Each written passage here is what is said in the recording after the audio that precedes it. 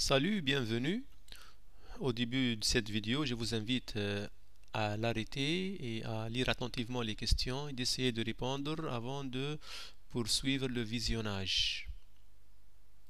De quoi s'agit-il? On va lancer cette balle dans l'air en lui donnant une vitesse initiale. Donc, première question, quelle sera la hauteur maximale atteinte par la balle? Donc, tout d'abord, cette balle-là, lorsqu'on néglige la résistance de l'air, donc elle n'est soumise qu'à son poids. C'est son poids seulement qui intervient. Donc si on applique le principe fondamental de la dynamique, on trouve que A est une constante et qui est égale à 9,8 mètres par seconde carré. Donc accélération constante, son mouvement sera donc rectiligne, uniformément varié. Donc pour la première question, quelle sera la hauteur maximale atteinte par la balle?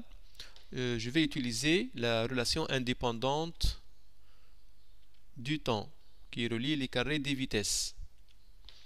Alors V1 et X1 correspondent à cette position-là, X1 égale 1,2 et V1 c'est la vitesse initiale, 14,7.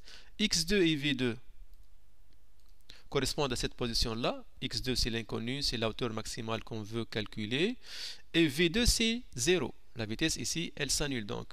On va remplacer. Voilà ce qu'on trouve. Donc, équation de premier degré. Alors, ce réel-là divisé par celui-là, on lui ajoute 1,2 pour trouver x2. C'est 12,225 mètres. Ça, c'est la hauteur maximale que la balle atteint.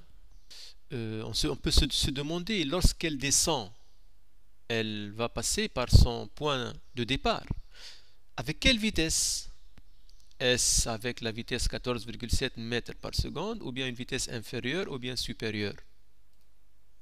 Hop, quelle est la vitesse à ce moment-là? J'applique une deuxième fois la même relation. V2 au carré. Mais c'est quoi le V1 et c'est quoi le V2? Alors, V1 et X1 vont correspondre à la position de la balle lorsqu'elle était ici, à sa hauteur maximale ou à son altitude maximale. C'est-à-dire combien? C'est-à-dire de 12, combien on a trouvé nous? 12, 225, le X1. Et le V1, 0, la vitesse s'annule ici. Ok. Puis le X2, c'est 1,2. Le V2, c'est inconnu. Je veux connaître moi la vitesse pendant la descente. Voilà, j'ai remplacé X1 et V1, donc la vitesse s'annule en haut. X1, je l'ai calculé. Le V2, c'est l'inconnu. X2, c'est 1,2. Voilà. Et on trouve la même vitesse en valeur absolue. Une remarque, on peut retrouver ce résultat-là, c'est-à-dire en revenant, en descendant, la balle retrouve sa vitesse initiale ici, à cette altitude-là. On peut le trouver en considérant le théorème de l'énergie cinétique, ou la variation de l'énergie cinétique entre ces deux instants T1 et T2, lors du passage de ce point, est égale au travail du poids. Mais puisque le poids, son travail est nul, puisqu'on revient à la même altitude, l'énergie cinétique, donc la variation, elle sera nulle. 1 demi m V1 carré, c'est égal à 1 demi m V2 carré. On trouve V1 et V2 en même valeur absolue. Troisième question. Combien de temps la balle prendra-t-elle pour atteindre le sol? Donc, qu'est-ce qu'on va faire? On va déterminer l'équation horaire du mouvement. Alors, on a une accélération constante. Donc, la vitesse est une primitive. V de t égale moins 9,8 t plus c. À t égale à 0, la vitesse c'est 14,7.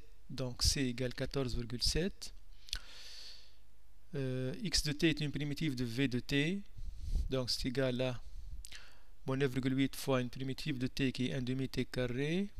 Une primitive de 14,7 c'est 14,7 t. Plus une constante c. À t égale 0, quelle était la position de la balle? Elle était à 1,2 mètres d'altitude. Donc le c c'est 1,2. Voilà, maintenant pour savoir, donc c'est quoi ça? C'est l'équation Euler, c'est-à-dire quoi? À chaque instant, je peux connaître la position de la balle. Alors si je dis que x de t égale à 0, qu'est-ce que je trouve? Si je résous l'équation, je trouve l'instant t de l'arrivée de la balle au sol. Alors je résous cette équation, je cherche delta strictement positif, deux solutions, T1, T2. T2 elle est négative à rejeter. Donc la balle reste dans l'air pendant 3,08 secondes. Quatrième question. Alors c'est quoi la quatrième question? Quelle vitesse atteindra-t-elle lorsqu'elle atteint le sol? Alors on a au moins deux méthodes. La relation indépendante du temps, une autre fois. Alors je l'écris. Alors ici je remplace le x par 0 et je cherche le v. Le v1 et x1, j'ai le choix ici. Ou bien je prends x1 égale 12,225 et le v1 égale à 0, c'est-à-dire je considère cette position-là, ou bien la position de départ. La position de départ, c'est-à-dire x égale 1,2 et v égale 14,7. On a le choix donc pour choisir x1 et v1. Alors moi j'ai choisi la position de l'altitude maximale. Alors v2 au carré égale, qu'est-ce que je prends, la valeur positive ou négative? Je prends la valeur négative car le vecteur vitesse est de sens contraire à celui de mon vecteur unitaire. Ou bien, qu'est-ce que je fais? Notre méthode,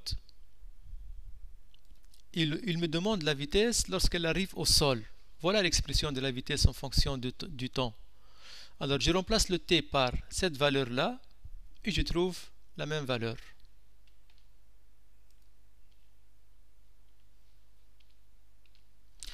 Merci pour votre attention et à bientôt.